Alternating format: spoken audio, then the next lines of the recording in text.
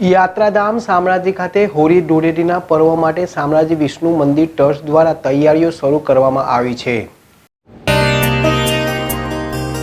યાત્રાધામ શામળાજી ખાતે હોળી ધૂળેટીના પર્વ માટે શામળાજી વિષ્ણુ મંદિર ટ્રસ્ટ દ્વારા તૈયારીઓ શરૂ કરી દેવામાં આવી છે।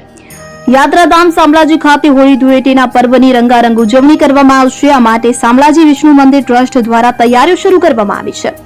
ધૂળેટીના દિવસે ભગવાન શામળિયાની સાથે સાથે ભક્તોને પણ રંગવામાં આવતા હોય છે। 5મી થી લઈને પૂનમ સુધી શામળિયાને શ્વેત વાઘા પહેરાવવામાં આવે છે। ધૂળેટીને દિવસે શામળિયાને ચાંદીની પિચકારીથી રંગવામાં આવે છે। આ માટે કેસુડો, અબીલ, ગુલાલનો રંગ તૈયાર કરાય છે અને ભક્તો ઉપર કુદરતી રંગનો છંટકાવ કરાય છે।